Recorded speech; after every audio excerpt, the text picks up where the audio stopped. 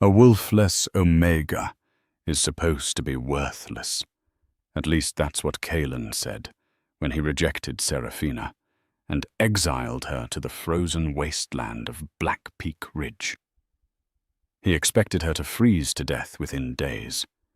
But fate had a twisted plan. In the heart of a deadly blizzard, Seraphina didn't find death.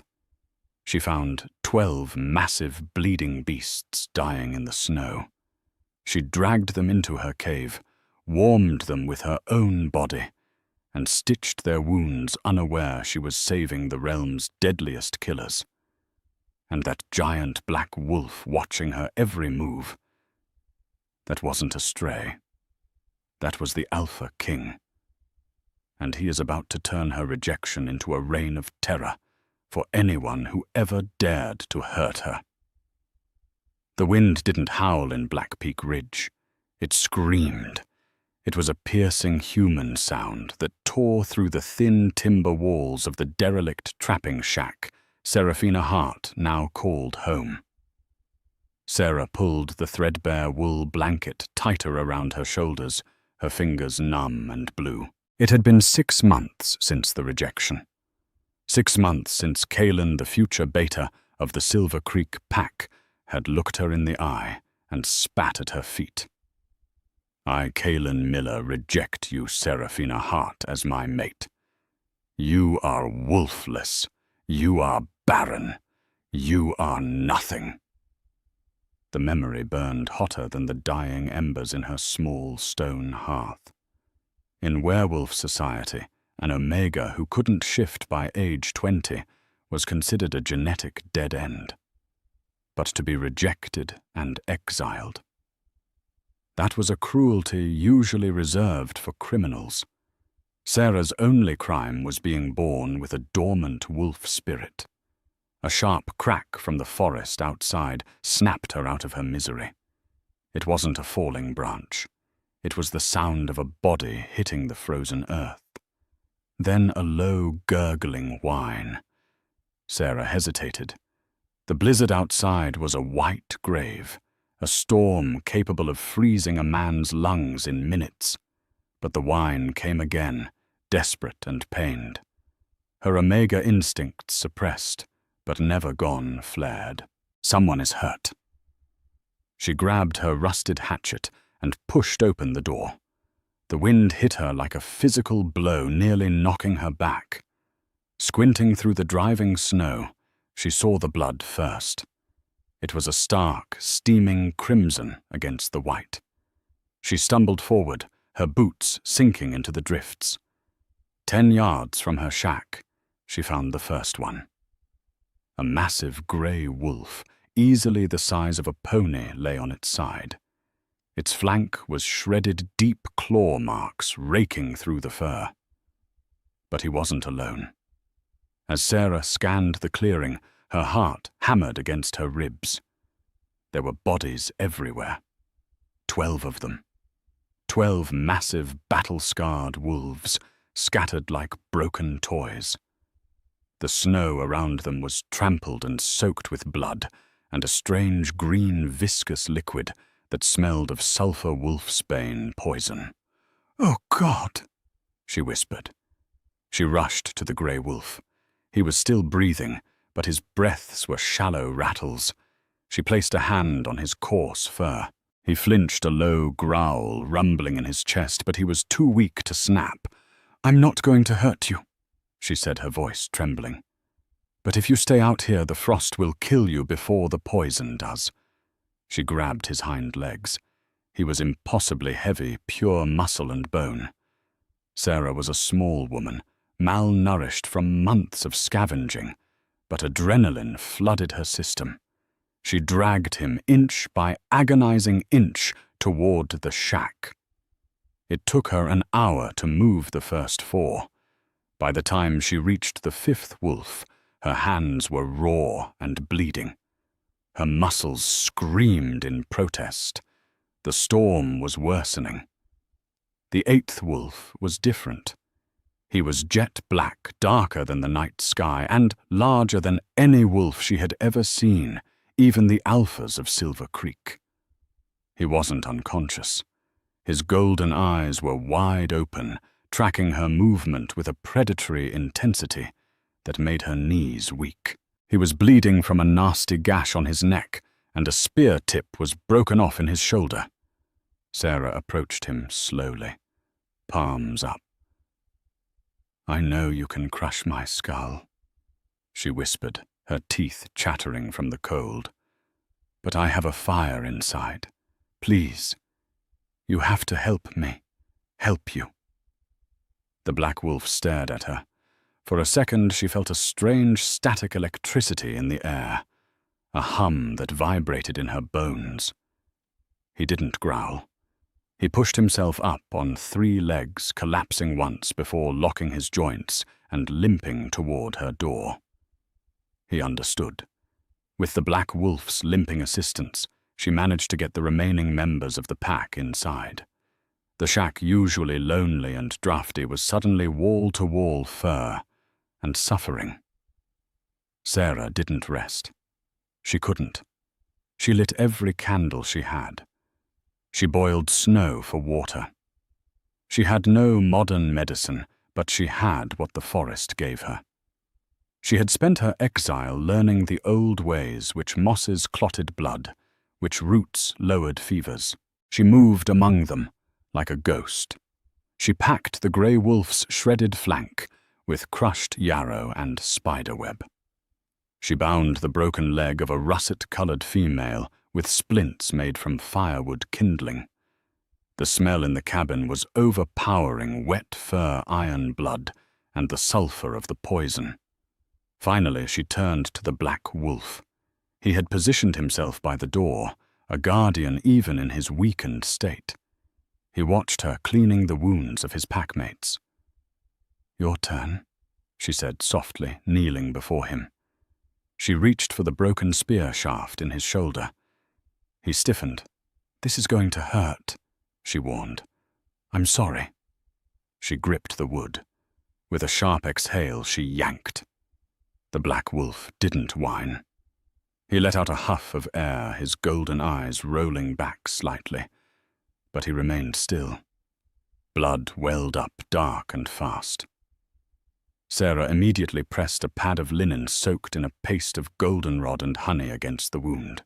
"You're strong," she murmured, brushing a piece of matted fur from his face. "You're the Alpha, aren't you?" He leaned into her touch. It was a subtle movement, but for a rejected Omega who hadn't felt a gentle touch in years, it was electric. The static hum returned stronger this time. It felt like recognition. She worked through the night. She didn't sleep. She fed the fire. She dribbled water into dry mouths. She sang quiet lullabies, the ones her mother used to sing before the pack forgot about them. Around 3 a.m. The fever hit them. The wolfsbane was fighting back. The wolves began to convulse. Whimpers of pain filled the small room. Sarah panicked. She had no antidote. She stripped off her coat, then her sweater, leaving herself in just a thin tank top. "Body heat," she muttered to herself. "It's the only way." She moved to the center of the huddle where the shivering was worst. She laid down on the floor, pulling the massive grey wolf's head onto her lap and draping her body over the russet female. The black wolf crawled closer, curling his massive frame around her back, creating a cocoon of heat. Sandwiched between 12 lethal predators covered in their blood, Seraphina Hart closed her eyes. "Please live," she whispered into the darkness. "Just live." Sunlight didn't break through the window. It exploded. The storm had passed, leaving the world outside blindingly white. Sarah woke with a gasp. For a moment she thought she was suffocating. Then she realized it was weight. Heavy, warm weight. She blinked her eyes open. She wasn't buried under wolves anymore. She was buried under men. Naked men. Panic flared hot and sharp. She scrambled backward, her back hitting the rough timber wall. The movement stirred the pile of limbs. "Easy," a deep, gravelly voice rumbled. Sarah froze. The man who spoke was sitting up, rubbing a hand over his face. He had messy black hair, broad shoulders, scarred from battles, and eyes the color of molten gold. It was the Black Wolf. He looked around the room, his gaze taking in the 11 other men, slowly waking up, groaning, clutching healed wounds. Then his eyes snapped back to Sarah. He didn't look like a rogue. He didn't look like a scavenger. He possessed a terrifying, regal beauty. His jaw was square, his nose straight, and his body was a road map of muscle built for war. "Who are you?" Sarah whispered, pulling her knees to her chest. She grabbed her hatchet from the floor, holding it up with shaking hands. The man looked at the hatchet, then at her terrified face. A corner of his mouth twitched. "Put that down, little wolf. If we wanted to kill you, we would have done it while you slept." "I saved you," she stammered, defensive. "You did," said another man. It was the one who had been the grey wolf. He was older, with silver at his temples, and a jagged scar running down his cheek, Beta Silas, a legendary warrior known across the territories. Sarah recognized him from the history books. Her stomach dropped. If that was Silas. "Silas," the black-haired man said, his voice commanding. "Report." "Poison is purged, my liege," Silas said, bowing his head despite his nudity. "The girl's poultices, they worked. It's old magic, earth magic." "My liege." Sarah's hatchet clattered to the floor. She looked at the black-haired man again. The aura of power rolling off him was suffocating. It wasn't just an alpha aura. It was the alpha aura. "King Alaric," she breathed. "King Alaric Blackwood, the ruler of the unified Pax. The Wolf King." He was supposed to be in the capital, barely a myth to people like her. Rumor had it he was ruthless, cold, and searching for the rogue army that had been terrorizing the borders. Alaric stood up. He was completely unashamed of his nakedness, standing tall in the small shack. He walked toward her. The room went silent. 11 of the deadliest warriors in the kingdom watched their king approach the small, trembling Omega. He knelt before her, bringing his face level with hers. Up close, he smelled of pine rain and something intoxicatingly spicy. "You know who I am," Alaric said softly. "But I do not know the name of the woman who dragged 12,000 pounds of wolf out of a blizzard." "Seraphina," she squeaked. "Seraphina Hart." Alaric's eyes narrowed. "Heart of the Silver Creek Pack." "Ex-Silver Creek," she corrected, looking down. "I was rejected, exiled. Why? Because I am wolfless. I cannot shift." A low murmur went through the room. The warriors exchanged glances. Alaric reached out. His hand, large and calloused, cupped her chin and forced her to look at him. "Wolfless," he repeated. "Is that what they told you?" "I'm 22, she whispered. "I never turned." "Strange," Alaric murmured. His thumb traced her lower lip. "Because last night, when you touched my wound, I felt a bond snap into place so hard it nearly knocked me unconscious." Sarah stopped breathing. "What? You aren't wolfless, Seraphina?" Alaric said, his voice dropping to a possessive growl that made her toes curl. "You are a late bloomer, and you are rare. A white wolf healer. I felt your wolf calling to mine all night. She was keeping us alive." He leaned in closer, his nose brushing against her neck. He inhaled deeply, and a shudder went through his massive frame. "Mine," he growled. The 11 warriors immediately went to one knee, heads bowed. "Mate," Alaric declared the word, ringing with finality. Sarah's world spun. The king, her mate. This was impossible. But Cailan, he rejected me. Cailan. Alaric's eyes darkened, turning entirely black. The temperature in the room plummeted. The boy who threw away a treasure.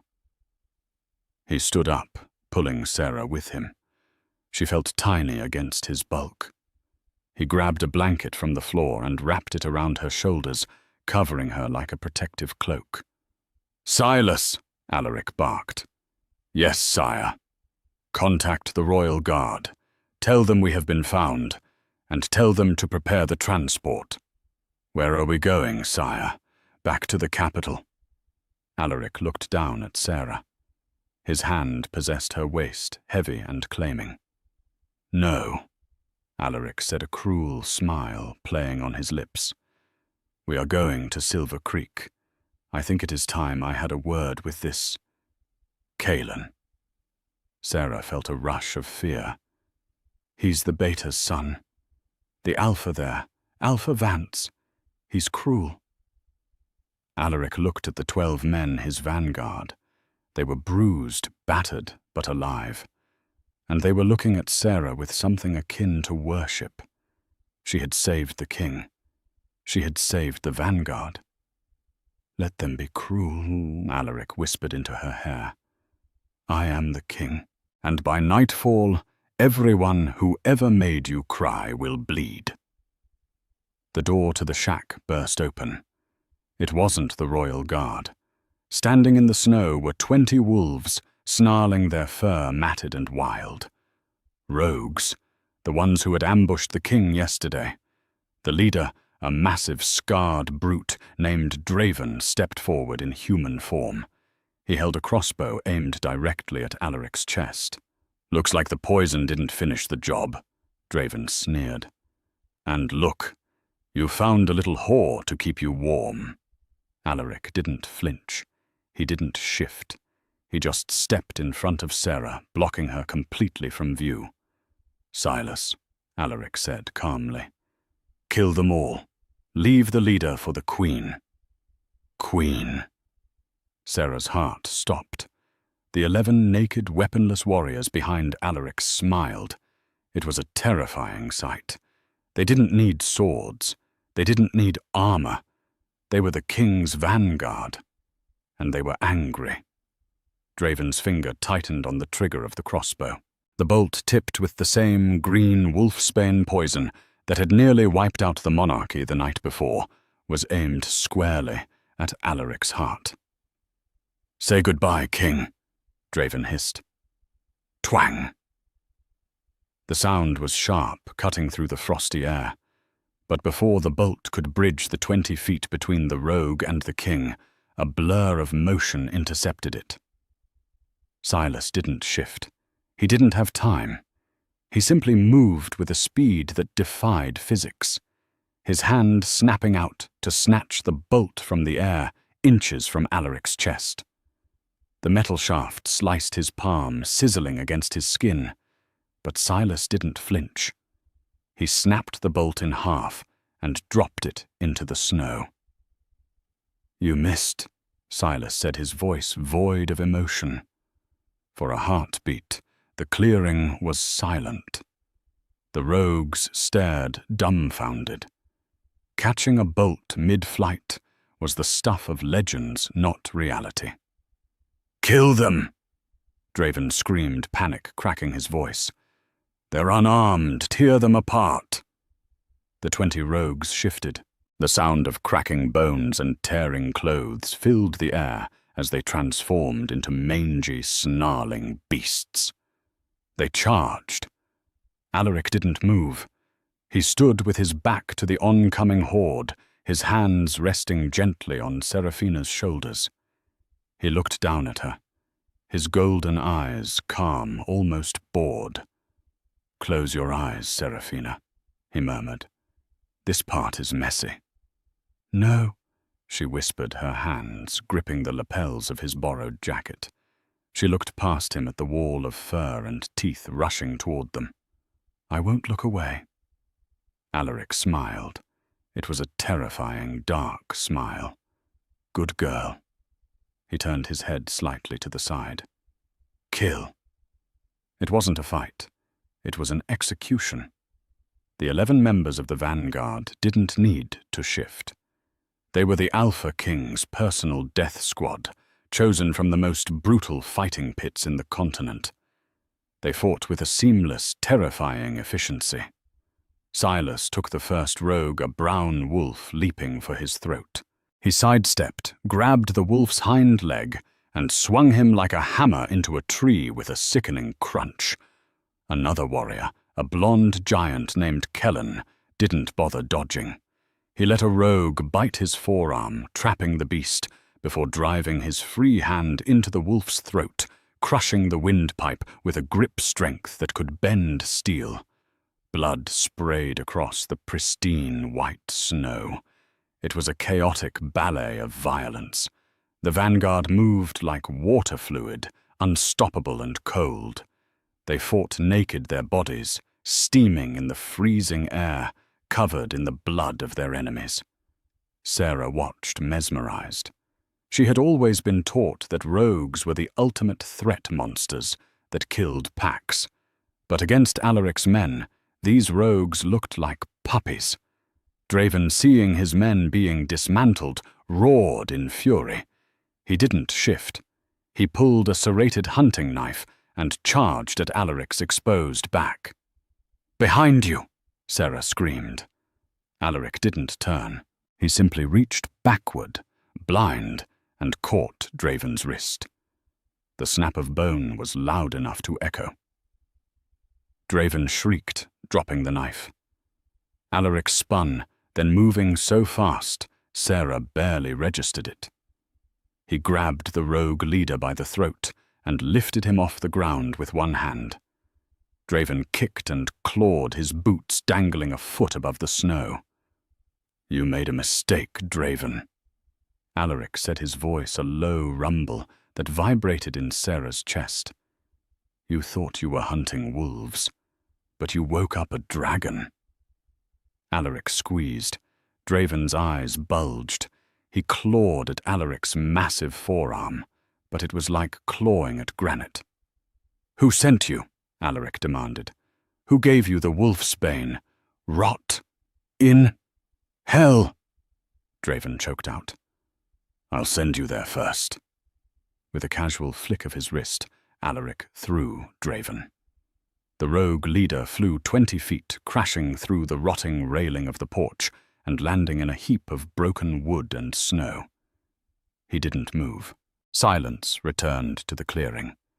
It had taken less than 2 minutes. 20 rogues lay dead or dying in the snow. The vanguard stood amidst the carnage, chests heaving, slightly steam rising from their skin. They were covered in gore, but miraculously none of them seemed seriously injured. Silas walked over to a dead rogue, wiped his bloody hands on the wolf's fur, and turned to the king. "Area secured, sire." Alaric nodded. He turned back to Sarah. She was trembling, but not from cold. She was staring at him with pint saucer-like eyes. She had just watched him kill a man with one hand. "Are you afraid of me?" Alaric asked, his voice losing its hard edge. Sarah looked at the blood on his hands. Then she looked at his eyes. They weren't the eyes of a monster. They were the eyes of a protector. "No," she said, her voice steady.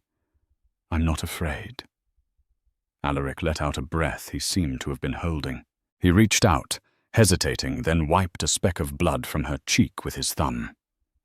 "Sire," Kellen called out. "Choppers inbound!" The rhythmic thump, thump, thump of rotors cut through the air. 3 black military helicopters crested the tree line, banking sharp.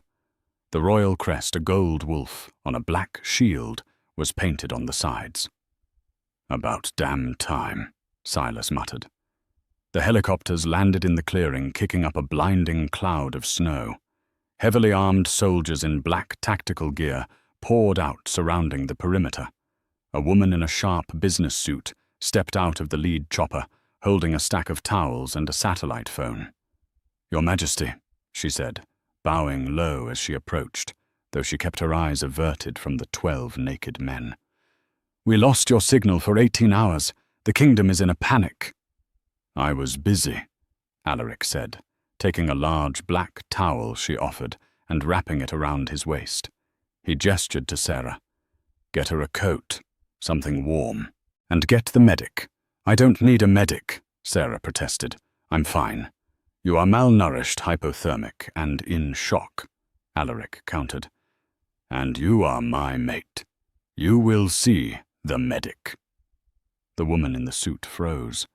Her head snapped up, looking at Sarah for the first time. She took in the ragged clothes, the matted hair, the dirt. "Mate, sire, this civilian." Alaric's growl was low and dangerous. "Careful, Commander. You are speaking of your queen." The commander paled. She immediately bowed to Sarah. "Forgive me, Your Highness. I meant no disrespect." Sarah stood there, stunned. "Your Highness. Yesterday she was trash. Today she was royalty." Alaric didn't give her time to process. He scooped her up into his arms, carrying her toward the helicopter. "Where are we going?" she asked, burying her face in his neck to escape the rotor wash. "First," Alaric said, "we get dressed. Then we go to Silver Creek." He looked down at her, his expression hardening. "It's time to introduce the world to Queen Seraphina." The convoy of black SUVs tore down the highway, leading to the Silver Creek territory. It was a spectacle of power motorcycles, in the front armored personnel carriers in the back, and in the center, the king's reinforced limousine. Inside the limo, the atmosphere was quiet but tense.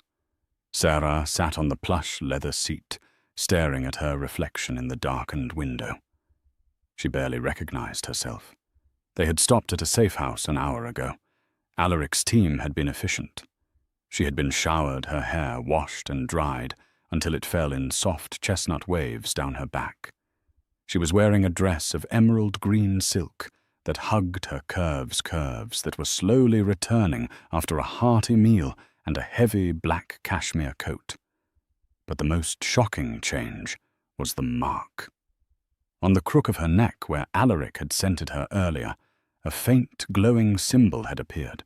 It wasn't a bite mark, he hadn't claimed her fully yet, but a soul mark, a shimmering gold crescent moon. It was the mark of the royal mate. Alaric sat across from her, reading a dossier on a tablet. He was dressed now in a charcoal-tailored suit, looking every inch the billionaire monarch. But his knee was pressed against hers, a constant point of contact.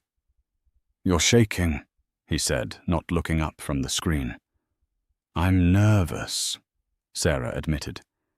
"Silver Creek isn't just a pack. It's high society. They value bloodlines and shifting ability above everything. When they see me, when they see you," Alaric interrupted, finally looking up. "They will see me." He placed the tablet down and leaned forward, taking her hands. "Seraphina, do you know why you couldn't shift?" She shook her head. "Because I'm broken. No, because ordinary alpha blood wasn't strong enough to trigger your wolf. You have the blood of the ancients in you. It required a royal alpha's presence to wake it up." "My wolf?" Sarah touched her chest. "Is she awake?" "She is stretching." Alaric smiled. "I can hear her. She's singing." The car slowed down. Sarah looked out the window. They were passing the massive iron gates of the Silver Creek estate. The memories crashed into her. The mocking laughter of Brittany the Bater's daughter as she poured wine on Sarah's only good dress. the cold stare of Alpha Richard as he signed her exile papers. And Calen holding another woman's hand, while Sarah begged him not to cast her out. "We're here," Alaric said. The convoy pulled up to the main pack house, a sprawling mansion that looked like a country club. The driveway was lined with people. Word had spread fast. The king was visiting.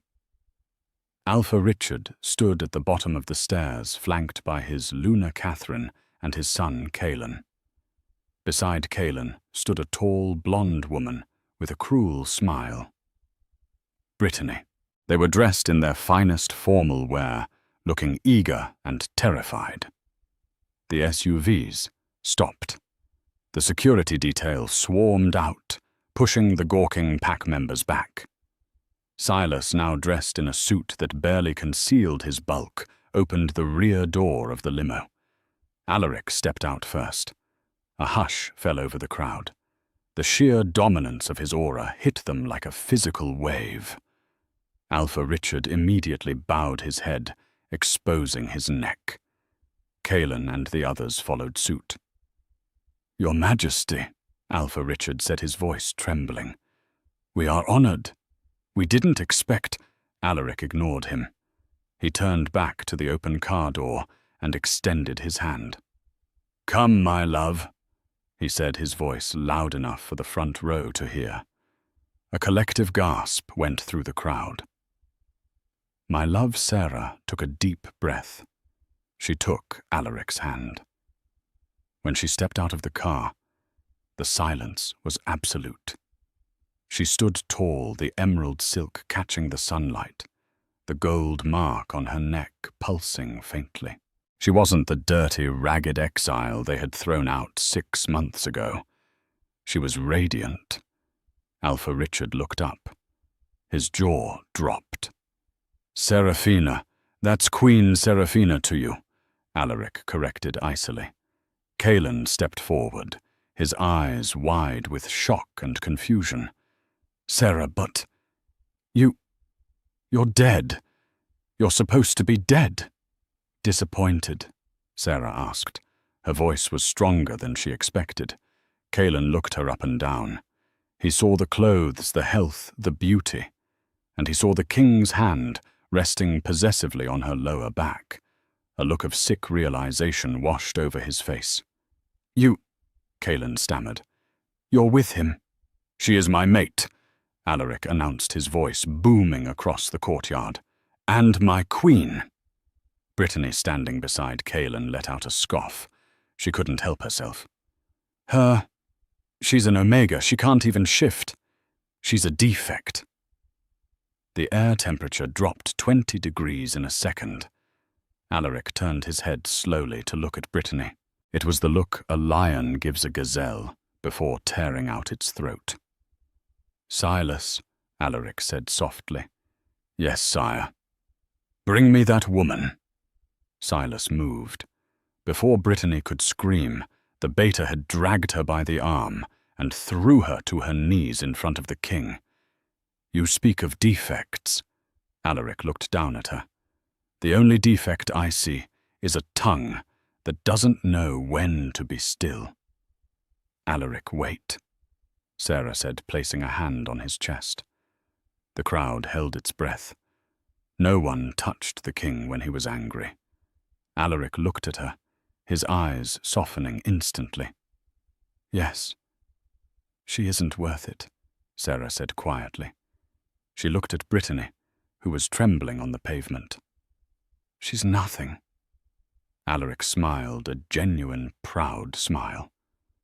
"Mercy. A true queen's trait." He looked back at Alpha Richard. "I require the assembly hall. Gather your council, and bring the exile records." Of course, sire," Richard stammered. "And Richard," Alaric added, his voice dropping to a whisper, "if I find a single discrepancy in why you sent my mate to die in a blizzard, I will burn this pack to the ground and salt the earth." Alaric guided Sarah up the stairs past the stunned Calen. As they passed him, Kaelin reached out, grabbing Sarah's wrist. "Sarah, wait. I didn't know. If I had known—" Growl. The sound didn't come from Alaric.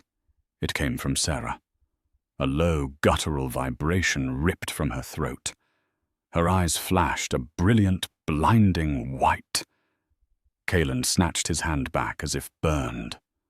"What the—" Sarah looked at her own hand, trembling with energy. She felt it. The wolf. It wasn't just singing anymore. It was clawing to get out.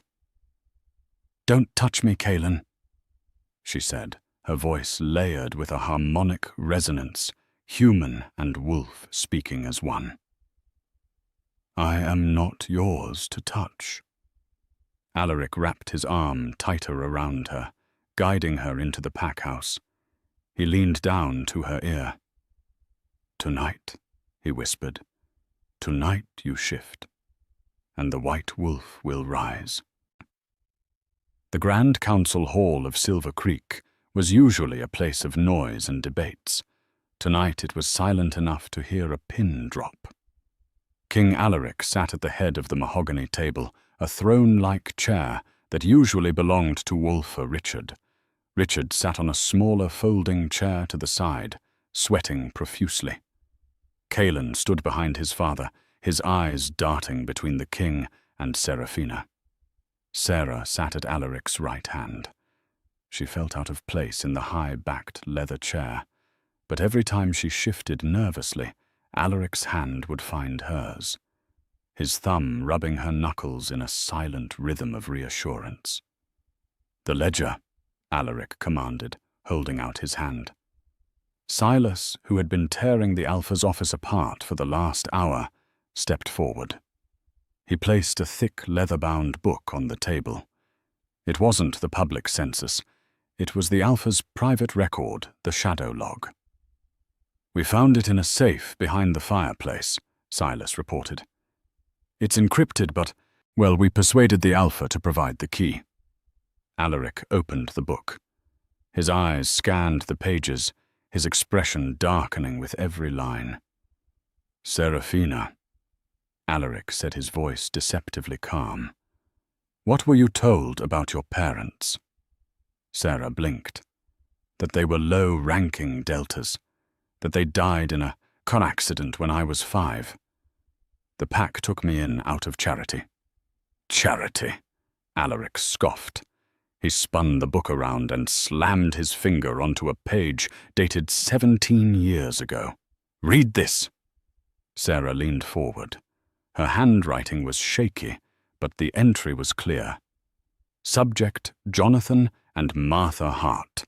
Rank Gamma bloodline. Status terminated. Reason, the prophecy of the White Wolf. Notes, the child Seraphina shows signs of the recessive gene. If she shifts, she challenges the lineage. Solution. Suppress her wolf with wolfsbane-laced water supply in her quarters. If she does not shift by 20, exile her to the Deadlands. Sarah felt the blood drain from her face. "Poison you. You poisoned me." She looked at Alpha Richard. The older man was shaking, refusing to meet her eyes. "I didn't just not shift," she realized, her voice trembling with a mix of horror and rage. "You kept me from shifting. For years." "I had to," Richard blurted out, desperation cracking his voice. "Your bloodline, the Harts were the original owners of this land before the wars. If a white wolf was born to them, the pack magic would have chosen you as Alpha. Not my son. I did it for the stability of the pack." "You did it for greed," Alaric snarled.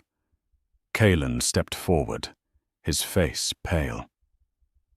"Father, is this true? You told me she was weak. You told me rejecting her was a mercy because she couldn't bear pups." "I lied," Richard screamed, snapping. "I did it for you, you ungrateful boy, to secure your legacy." Kaelin looked at Sarah, horror dawning on him. The rejection, the cruelty. It was all built on a lie, manufactured by his own father. "Sarah," Kaelin choked out, taking a step toward her. "I didn't know. I swear. I would never have rejected you if I knew you were—" "If you knew I was powerful," Sarah finished for him, standing up. The chair scraped loudly against the floor. She wasn't the cowering girl anymore. The anger inside her wasn't a slow burn. It was an inferno. "You only want me now because I'm the White Wolf," she said, her voice steady. "You only want me because I'm a queen. But when I was just Sra, the girl who cleaned your floors, I wasn't enough." "No, that's not—" "Silence," Alaric commanded. The command used the Alpha voice, forcing Kaelin to his knees instantly. Alaric stood up, towering over the room. "The crimes here are treason, poisoning a pack member, murder of the hearts, attempted regicide by proxy, for by exiling her you nearly killed my fated mate." Alaric turned to Silas. "Take Alpha Richard to the stockades. He will be stripped of his rank. Tomorrow he faces the vanguard." Richard screamed as Silas and Kellen hauled him away. The room was left with just Kaelin the king and Sarah. Kaelin looked up from the floor, tears streaming down his face. "Sarah, please. The bond, we were fated once, doesn't that mean anything?" Sarah looked down at the boy she had loved for years. She felt nothing. No hate, no love. Just pity. "The moon goddess makes no mistakes, Kaelin," she said softly. "She gave me to you first. You threw me away. And in doing so you cleared the path for the man who was truly meant to hold me." She turned to Alaric. "Take me home," she whispered.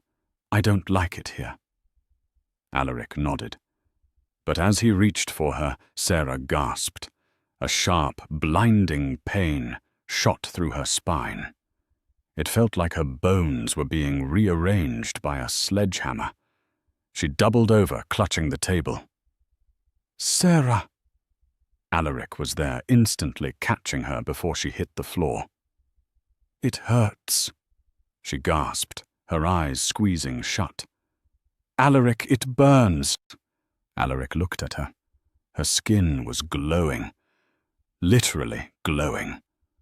A soft, pearlescent light was radiating from her pores. The stress of the revelation, the removal of the suppressants in her system, and the proximity to her true mate, it was the catalyst. "It's time," Alaric said, sweeping her into his arms. "The White Wolf is waking up." Alaric kicked open the double doors to the balcony of the guest suite. The full moon was high, a silver coin in a black velvet sky. "Put me down!" Sarah cried out, her body convulsing. The pain was excruciating, a fire that consumed every nerve ending. Alaric set her down gently on the cold stone of the balcony. "Don't fight it, Sarah. Let it break you so it can rebuild you." He stripped off his jacket and shirt, tossing them aside. "I'm right here. I'm not leaving you." Sarah screamed, her back arching. The sound of cracking bone filled the night air. It was a gruesome process the first shift. Usually wolves shifted in their early teens when their bones were softer. At 22, her skeleton had to shatter to reshape. "Focus on my voice," Alaric ordered, kneeling beside her. "Focus on the bond." Sarah looked at him through tear-filled eyes. She saw his golden aura flaring, wrapping around her, trying to absorb some of the pain. "Let me out!" The voice in her head was loud, ancient, and feminine. "Let me out, Seraphina. We are one." Sarah stopped fighting. She took a deep breath and screamed, "Yes!" A blinding flash of white light exploded on the balcony, visible for miles across the Silver Creek territory. When the light faded, Seraphina was gone. Standing in her place was a wolf of breathtaking size and beauty. She was larger than any female wolf, her shoulder height nearly matching an alpha male's. Her fur was pure, unblemished white, glowing softly like moonlight trapped in silk. Her eyes were a piercing violet. She shook her massive head, sending a spray of white sparks into the air. Alaric stared at her mesmerized. He slowly lowered his head, baring his neck, the ultimate sign of submission and trust. "Beautiful," he whispered. The white wolf, Sarah, stepped forward. She didn't feel pain anymore. She felt power. Limitless, intoxicating power. She nudged Alaric's chest with her wet nose, letting out a playful huff. Alaric laughed, a deep, joyous sound that few had ever heard. "You want to run?" He stepped back and let his own wolf take over. The shift was instantaneous, a blur of shadow. The massive black alpha king stood before her. He was huge, a creature of midnight and muscle, a stark contrast to her starlight form. They leaped over the balcony railing, dropping 2 stories to the garden below. They landed silently, paws sinking into the fresh snow. Then they ran. They tore through the Silver Creek forests, a blur of black and white. For Sarah, it was freedom. For the first time in her life, she wasn't the slow, weak human. She was the wind. She was the huntress. They ran until they reached the cliffs overlooking the frozen lake. Sarah slowed, panting her breath, misting in the air. She looked at Alaric. He trotted over, licking the side of her face affectionately. Telepathy snapped into place. "My queen," Alaric's voice echoed in her mind. "How does it feel?" "Like I was sleeping for 20 years, Sarah replied, her mental voice clear and bell-like. "And I just woke up." She looked out over the territory that had rejected her. She could smell the fear in the pack house miles away. She could smell the lingering scent of the rogues they had killed. But she smelled something else. Sarah's ears perked up. She sniffed the air again. Underneath the pine and snow there was a scent. Faint, chemical. Wolfsbane. But not just wolfsbane. It was mixed with a very specific, expensive cologne. "Alaric," she projected, "the poison that killed your men. I smell it." Alaric's hackles raised. "Where? It's fading," she said, turning her head toward the east border.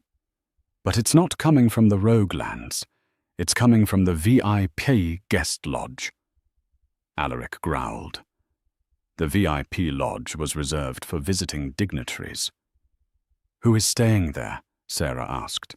"Only one person." Alaric replied, his mental tone turning to ice. "My uncle, Duke Marcus." The realization hit them both at the same time. The ambush, the poison, the fact that the rogues knew exactly where the king would be hunting. It wasn't a random attack. It was a coup, and the man behind it was sitting less than 5 miles away, probably toasting to the king's death. Sarah looked at Alaric. She bared her teeth, not in aggression, but in a grim smile. "Let's go say hello to Uncle Marcus," she said. Alaric howled a sound that signaled war. Sarah joined him, her higher-pitched call harmonizing with his. The king and queen were coming for the traitor. The VIP lodge was built of imported cedar and glass, a monument to wealth nestled in the snowy woods. Inside Duke Marcus sat by a roaring fireplace, swirling aged amber brandy in a crystal snifter. He was a handsome man, older than Alaric, but with the same sharp jawline, currently marred by a smug expression of victory. He picked up his satellite phone. "Any word from Draven?" The line hissed with static. "No, sir. The contact team found the ambush site. It's a slaughterhouse. No survivors. And the targets, they aren't there." Marcus frowned, setting his glass down a little too hard. "What do you mean, not there? They didn't just walk away from that much wolfsbane." "Sir, there are tracks, massive ones, heading toward the main settlement." A chill that had nothing to do with the winter night crawled up Marcus's spine. He stood up, walking to the floor-to-ceiling window that overlooked the dark forest. "Prepare the chopper," Marcus ordered. "I'm leaving tonight." He never finished the call. The massive glass window exploded inward. Shards of glass rained down like deadly confetti as two enormous beasts leaped into the room. Marcus threw his hands up to shield his face, stumbling backward over an ottoman. When he looked up, he froze in pure primal terror. Standing on his expensive Persian rug was the Alpha King, a towering nightmare of black fur and snarling teeth. But next to him was something Marcus had only read about in ancient texts: a white wolf. She glowed with an ethereal, terrifying light, her violet eyes burning with judgment. They didn't shift back immediately. They let the silence and their sheer physical dominance do the talking. The air in the room grew heavy, the alpha auras crushing down on Marcus until his knees buckled. "Alaric!" Marcus gasped, his voice strangled. "My boy." "I thought—" The black wolf let out a roar that shook the foundations of the lodge. He began to shift. Bones cracked and reshaped rapidly until King Alaric stood naked, furious, and radiating lethal intent. "You thought I was dead in a snowbank." Alaric finished, striding toward his uncle. He grabbed Marcus by the lapels of his cashmere sweater and slammed him against the stone fireplace. "You sent rogues. You used poison. Like a coward." "It was necessary," Marcus yelled, spit flying. "You are weak, Alaric. You were going soft hunting for peace treaties instead of expanding our territory. The kingdom needs a conqueror, not a diplomat." "The kingdom needs loyalty," Alaric roared. "And what is this?" He motioned to the white wolf, who was pacing menacingly between Marcus and the door. "You tried to kill her before you even knew she existed." Marcus looked at the white wolf, his eyes wide. "The heart, girl. The defective Omega, how is this possible?" The white wolf stopped pacing. She looked at Marcus, and then she shifted. The light intensified, blinding Marcus momentarily. When it faded, Queen Seraphina stood there. She was naked, glorious, and terrifying. The gold mate mark on her neck pulsed in time with Alaric's anger. "I was never defective, Marcus," Sarah said, her voice eerily calm. "I was just waiting for a king, worthy of waking me up." She walked toward him. Alaric stepped back, letting his queen take the lead. "You poisoned the man I love," Sarah whispered, placing a hand flat on Marcus's chest. "You tried to break the bond before it was even formed." Marcus sneered, regaining some of his composure. "Go ahead, girl. Kill me. See how the council reacts when their new queen is a murderer on her first night." Sarah smiled. It wasn't a nice smile. "Oh, I'm not going to kill you with my hands, Marcus." Her hand on his chest began to glow. It wasn't the warm, healing golden light she had used in the cave. This light was searing, white, hot, and intense. "I'm a healer," Sarah said, her eyes glowing violet again. "And I'm going to purge the sickness from this family." Marcus screamed. It was a sound of pure agony. The light seemed to burn through his clothes into his skin, seeking out the darkness of his treason. It wasn't physical fire, it was soul fire. She was using her white wolf aura to burn away his werewolf spirit. "Sarah, enough," Alaric said softly, placing a hand on her shoulder. He felt the staggering amount of power pouring out of her. "If you continue, you'll leave him a human husk." Sarah pulled her hand back, breathing heavily. Marcus collapsed to the floor, sobbing, clutching his chest. He was alive, but broken. His wolf was dormant, crushed by a superior power. "Silas will take him to the iron prison," Alaric said, looking at his uncle with disgust. "He will spend the rest of his life remembering the night he tried to cross the White Queen."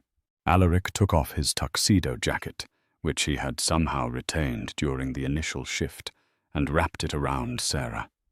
He pulled her close, burying his face in her neck, inhaling the scent of snow pine and immense power.